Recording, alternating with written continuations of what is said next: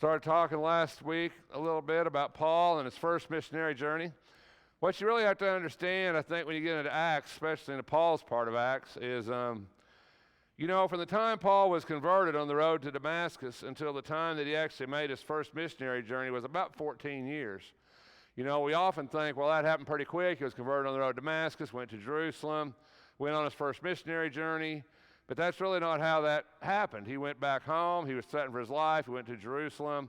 There was a period of about 14 years, probably 13 to 15 years, between the time he was actually converted on the road to Damascus and the time he actually went up in Antioch with Barnabas before he took that first missionary journey. And that first missionary journey probably took about a year and a half to complete. So this is a pretty long trip. He had traveled by foot, had traveled by boat, spent time in each of these cities, had to make the return trip. It was very hard. If you remember right, on this first missionary journey, at one point here, he was stoned, left for dead. In this first journey, they stoned him, they left him for dead. So he was under this conflict, he was under persecution, and this was very difficult. And to undertake these journeys would been, even in today, would be difficult today. But at that time, it was extremely difficult for him to do this and to return. So it was a really big thing for him to do. In this first journey, he gets acquainted with Galatia, the region of Galatia. Galatia is not a town. Galatia is a region up here. And it's this region up here that's in Asia Minor. Which is Turkey now. This is all Turkey now. In between his first missionary journey and the second missionary journey, Paul probably wrote the book of Galatians to those people in that area. So Galatians was a circular letter written to all those churches up in that area where he had been. So there was a lot going on with Paul. So there was a period of time, a year or so between the first and second journey that he stayed in Antioch. It was during that time that he went to Jerusalem, that he went down to Jerusalem and went to the council down there in Jerusalem. Then he came back. When he did that, that's where he really got introduced to Silas, which is going to start to come into our second journey. It's in his second journey that he's going to meet Timothy, that Timothy's going to become one of his companions. So a lot's going on here with Paul. How old is he? Well, at this particular point in history, probably would be maybe in his 40s. Most people think Paul was around 60 when he was actually killed by Nero, which would have been a pretty aged man in that part of the world in that time. 60 years old would have been a pretty old man. And considering what he had gone through, he had been beaten, he'd been stoned, he'd been left for dead. He lived this life, so he probably had health issues by the time that he was in Rome the last time. We'll get more into that. But all this, of course, is adding up in his life. It's in Acts 15 that Paul says to Barnabas, "Let us go back and visit the believers in all the towns where we preach the word of the Lord and see how they were doing." Barnabas wanted to take John, also called Mark, but Paul did not think it wise to take him because he deserted them in Pamphylia and had not committed with them in the work. So when they leave on this second journey, let me find it. Or on the first journey, we're leaving this first journey. They left Antioch. They went to Cyprus. They went to Pamphylia. So in Pamphylia, John Mark left them for whatever reason we don't know. We don't know if he was homesick. We don't know if he was physically sick. We don't know what it was. Whatever it was, Paul wasn't okay with it. So he had left them and he had went back to Antioch. So on the second time, when they're getting ready to go, Paul says, "I don't want to take him." And there was a sharp disagreement, the scripture says, and they parted company. And Barnabas took Mark and sailed for Cyprus. Now Barnabas and Mark, we believe, are cousins. Barnabas took Mark, this would be John Mark, and sailed for Cyprus.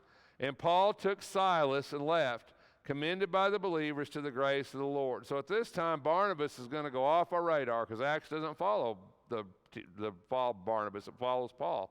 So Barnabas is going to fall off of our radar here, and we're going to start talking about about basically Paul and Silas. In 2 Timothy 4, though, this rift between John Mark and Paul has apparently been fixed. They apparently had become friends in the ministry. Apparently they had reconciled their differences, because in 2 Timothy 4:11, which is Paul's last book that he wrote while he was in his second Roman imprisonment, he says, "Only Luke is with me. Get Mark and bring him with you, because he is helpful to me in my ministry." So Mark and him had reconciled, so that wasn't something that went on throughout Paul's life.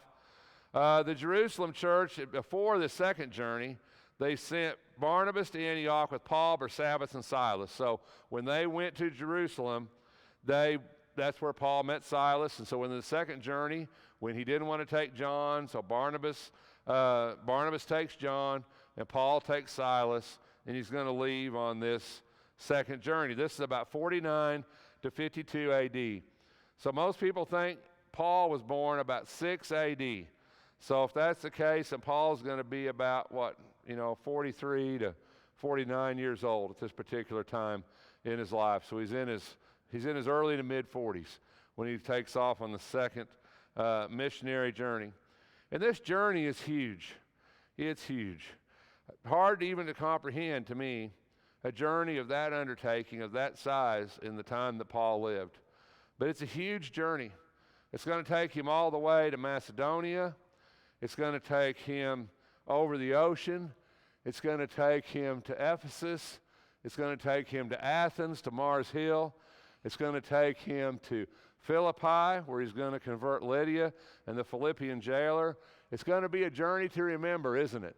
What an amazing amount of things happen. He'll spend 1.5 years in Corinth, there, where he becomes so acquainted with the Corinthians, and we see that in his letters, 1st and 2nd Corinthians. He spends about 1.5 years there. This particular missionary journey is going to take 4 to 5 years of his life to complete. So this is a really big undertaking for Paul to do this. What a tremendous journey. As I was thinking about this afternoon, and I was looking over this, I thought, boy, we fret over a little trip somewhere, going somewhere. How much faith did it take for Paul to take off with a guy and go all this distance, relying on what? I'm sure he didn't have his American Express card with him, right? He's relying on the brethren to help him, to sustain him. This is amazing, an amazing journey of faith, if you want to look at it that way.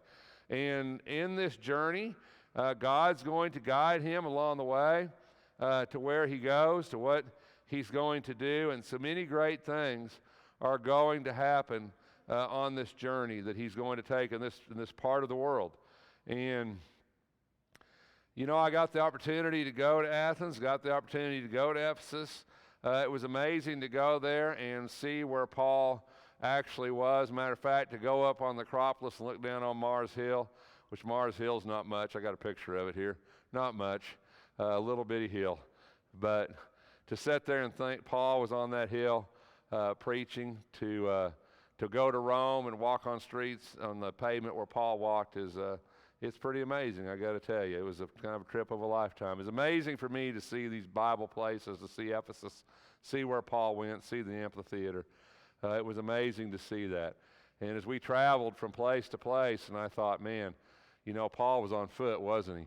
Walking, getting ships, getting to these different locations, and it had to have been an amazing journey, didn't it? He left from Antioch with Silas. In Derbe and Lystra, he picked up Timothy, and he circumcised Timothy so he wouldn't offend the Jews. And that's a story within itself, isn't it? To circumcise Timothy because he was trying to reach those Jews, wasn't he? And it's on this second journey that he's going to say, I'm going to turn to the Gentiles. But at this particular time, when he picks up Timothy, he's trying to appeal to the Jews. Later on, he'll refuse to circumcise Titus in Galatians. So he didn't circumcise him because he thought he had to. He did it because he wanted Timothy to be effective in the work. And so he had the freedom to do that, and he exercised that freedom in the circumcision of Timothy. That was an amazing thing. He went to Phrygia. He went through the region of Galatia, where he had just written a book to the church of Galatia. He wanted to visit those churches. And then because of a vision, he went into Macedonia. So So it was an amazing idea. God involved in the work, God involved in what he did as he went to these places. You know, there were a lot of conversions, I'm sure, as you read, as Paul traveled and went to these towns, and people were converted, and people became Christians, and Paul was preaching the gospel to them. But it's kind of interesting, these two conversions are really what we see. It's in Acts 16, the conversion of Lydia, and the reason that's important is because she was the first convert in that region of the world, very first convert in that region of the world. Paul was taking the gospel where the gospel had never been taken. He was taking it to people who had never heard of Jesus, who had never probably heard of the gospel. He was taking it into these regions, and he was preaching Christ to people who had never, ever heard about God. That is amazing, isn't it? Have you ever really thought about that? Because whenever we try to tell people about Christ, everybody's got an idea, don't they? Everybody knows. I was taught this. I did that. I did that. You know, have you ever went fishing someplace that everybody fishes and you think, man, if I could just go fish in a fishing hole where nobody had ever cast a hook in the entirety of the world, I'd be the first person to ever put a worm on a hook in that fishing hole. I'd catch fish, right? Wouldn't you think so? You know, Paul gets to go and find people who had never, ever heard the gospel. And in the conversion of Lydia, it says, she's the first convert in Europe. That's a pretty big thing, isn't it? Very first convert in Europe was a woman, a seller of purple, Lydia. And she was from the city of Thyatira. She was a seller of purple, and Thyatira is mentioned in Revelation. It was a city that was known for its purple dye. Thyatira was known for its purple dye. And she was from that area of the world. It says she was a worshiper of God. She didn't know about Jesus. She responded to the things spoken by Paul. When she and her household had been baptized, she urged us, saying, if you have judged me to be faithful, come into my house and stay. He did, and of course that leads into what? The conversion of the Philippian jailer. Those two conversions happened in Europe. First conversions in Europe were Lydia and the Philippian jailer. So if you kind of go back to that, map, which will take me a second probably, but if you, I'm going the wrong way. But if you kind of go back to that map, you'll see that, I will get there. You will see that that's where they were, up there, Philippi, right? He was across. He was warned by a vision to go to called to go to Macedonia. So he goes across from Troas, sails across, goes to Europe, and that's where he's going to convert Lydia, the Philippian jailer. He's going to wind up going down, spending a year and a half in Corinth, but we got to go to Athens first. So we're going to go to Athens and see what he does there, and that was an amazing discourse that he had there with them. And he was beaten and jailed in Philippi. He was beaten in Corinth. In the Corinthians, Paul says he was beaten with rods 3 times, stoned once. We know he was stoned on his first missionary journey and left for dead. Here he's beaten on this particular journey. He's beaten with rods twice. Now I don't know how that feels, but that can't be good, right? To get beaten with a rod. He was beaten with rods twice on this journey, once when he was jailed in Philippi and once when he was in Corinth. He converted the Philippian jailer. Once again, he'll get beaten in Corinth, where he stayed for a year and a half and talked to him there. He had some notable stops in Berea. He said the Berean Jews are more noble than those because they study the scriptures daily to see if those things are so. In Athens, where he went on Mars Hill and preached, where he saw all the altars to the gods, and he said one to an unknown God. And what did he say? He said there was a time when God winked at this ignorance, but now he requires all men everywhere to repent, as he spoke on Mars Hill, which is below the Acropolis in Athens. In Corinth, he meets Priscilla and Aquila in Acts 18, 1 through 4. And that was an amazing encounter that, of course, influenced a lot of what would go on. And that happened in Corinth in Acts chapter 18.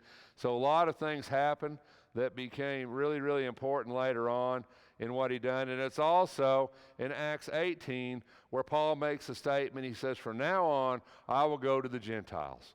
So it's where Paul finally, in Corinth, he finally made the decision that he was going to quit with the Jews, quit with the problems of the Jews. He got beat there, and then he was going to turn to the Gentiles, and he would fulfill what Jesus told him. He would be the apostle to the Gentiles, which is what Paul would wind up being, the apostle to us. So an amazing trip as these things happen over this period of time. Many believed and were baptized in Acts 18, 7 through 8, as he turned to the Gentiles. Many believed and were baptized. Paul supported himself by his trade on these trips. He was a tent maker by trade. He supported himself by his trade, but he also supported himself by those who helped him. As he wrote to the church in Thessalonica, he says, more than once you helped me financially. And so other churches were supporting him or helping him with this journey, helping him to make this happen. This is Mars Hill in Rome. Very insignificant, actually. Sits below the Acropolis. Doesn't look like much. It's not much to see it with your own eyes. It's just a little hill. But the very fact that Paul preached on top of it makes it significant to me.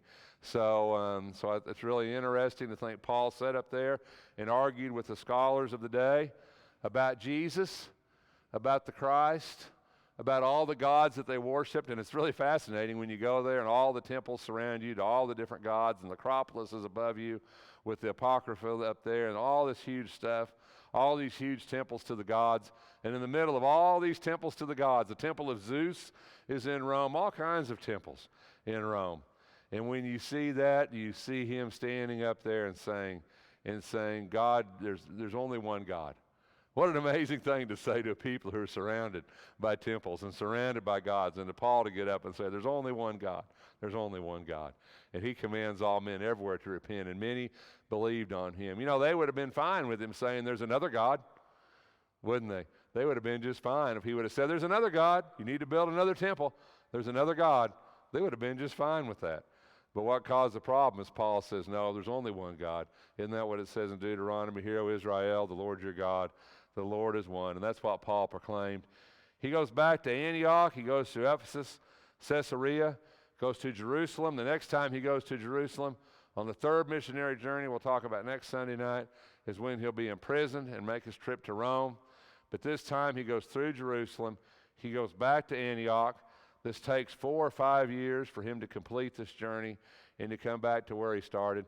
And you can read all of it for yourselves. All you got to do is start in Acts 15 and read through the end of Acts 18, and you can read this whole journey for yourselves. But when you read it, you'll read it pretty fast, and you'll think, well, he just went here, like you and I travel.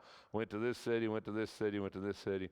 But you got to remember, this was about 5 years of his life that he spent traveling through these regions. He was beaten. He converted people. He spoke to people. He turned to the Gentiles, spent 1.5 years in Corinth, got Timothy to go with him, converted Lydia, converted the Ethiopian jailer, baptized many in Corinth, right? And made it all the way back where he started, back to Antioch. What an amazing journey. I hope that you'll read it for yourself.